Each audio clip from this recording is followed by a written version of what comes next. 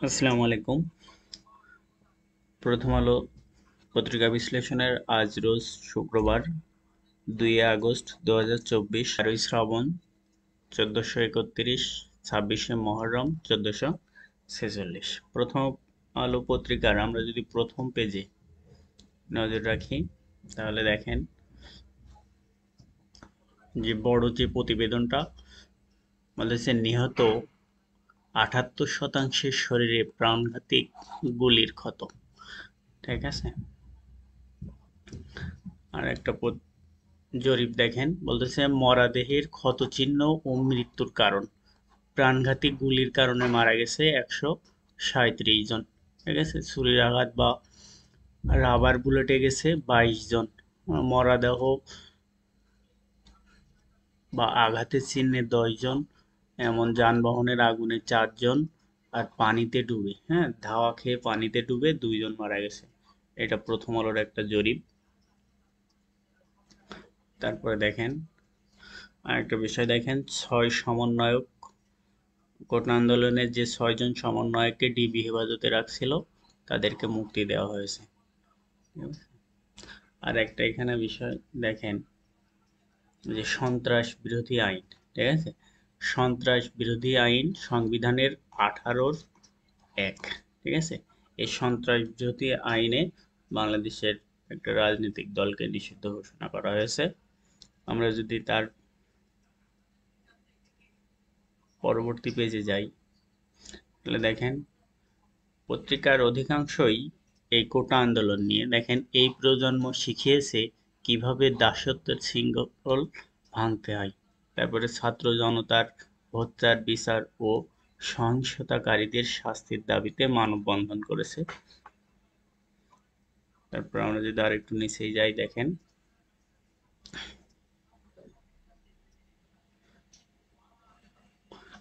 একটা বেশ বেদনাদায়ক প্রতিবেদন। দেখেন, ডাক্তার ছেলেকে হারিয়ে মা বাবার বিলাপ। হ্যাঁ, স্থগিত এইচএসসি পরীক্ষা 2024। আগামী 11 আগস্ট থেকে নতুন সময়সূচি প্রকাশ করেছে উচ্চশিক্ষা বোর্ড, মাধ্যমিক ও উচ্চ মাধ্যমিক বোর্ড। আমরা যদি আরেকটু নিচে আসি, প্রথম আলো পত্রিকা দেখেন বলেছে গুলিতে নিহত 14 জনের 9 জনই কিশোর ও তরুণ। ঠিক আছে, সরেজমিনে নরসিংদী, এটা নরসিংদী যে 14 জন মারা গেছে গুলিতে, তার 9 জনই হচ্ছে কিশোর। তারপরে এখানে একটা দেখেন প্রধান বিচারপতি, বর্তমান প্রধান বিচারপতির নাম হচ্ছে ওবায়দুল হাসান। ভদ্রলোকের ছবি এটা।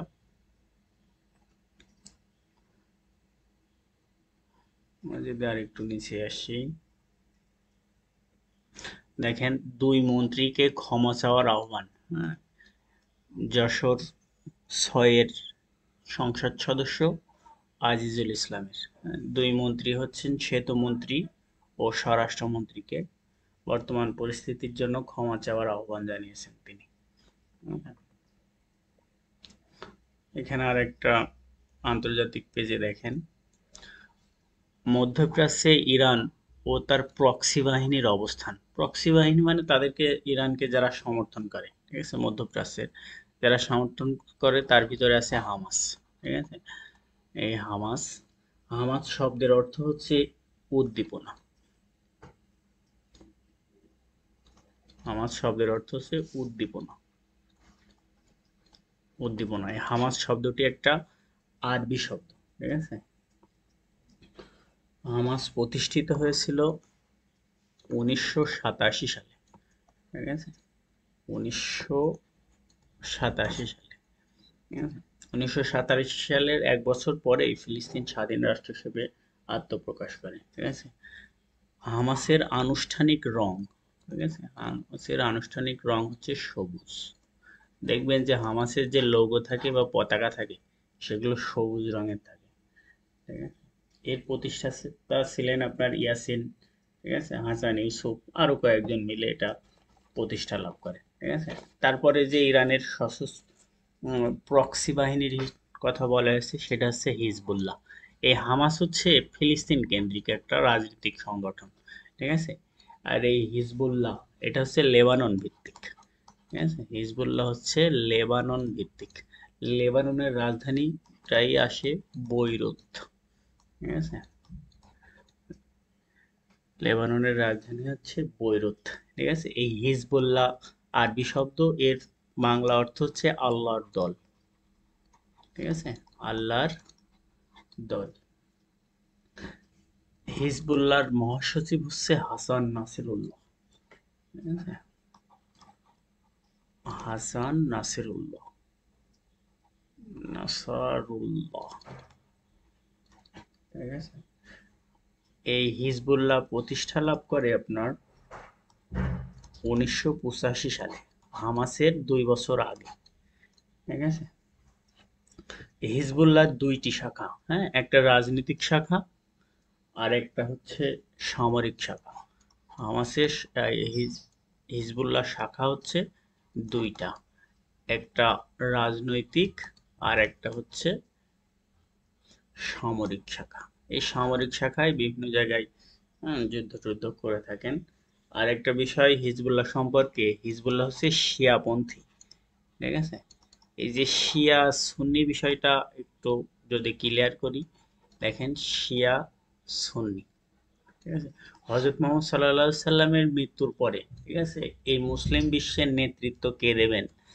হ্যাঁ, এই মুসলিম বিশ্বের নেতৃত্ব দেবেন হযরত মুহাম্মদ সাল্লাল্লাহু আলাইহি সাল্লামের বংশধররা, নাই তার সাহাবীরা, ঠিক আছে।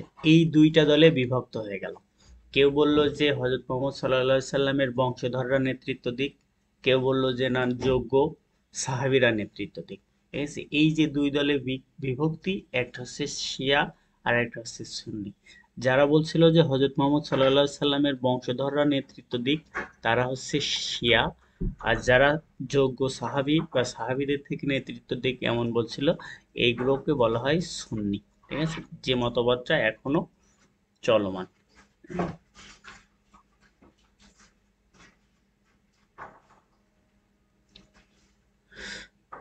তারপরে আরেকটা দেখেন যেটা হচ্ছে হুতি, ঠিক আছে। এই হুতি, হুতি হচ্ছে ইয়েমেন ভিত্তিক, ইয়েমেন ভিত্তিক সংগঠন, ঠিক আছে। ইয়েমেনের রাজধানী হচ্ছে সানা। আর হুতির আনুষ্ঠানিক নাম হচ্ছে আনসারুল্লাহ, ঠিক আছে। হুতির এর আনুষ্ঠানিক নাম হচ্ছে আনসারুল্লাহ, ঠিক আছে। এর কার্যক্রম শুরু হচ্ছে আপনার 1994 সাল থেকে এর কার্যক্রম শুরু হয়েছে। এই হুতিও কিন্তু শিয়াপন্থী, হুতিও শিয়াপন্থী। লোহিত সাগরে যেসব যুদ্ধজাহাজগুলো আটকায় দিচ্ছে সব এই হুতিরা। তারপরে আমরা যদি দেখেন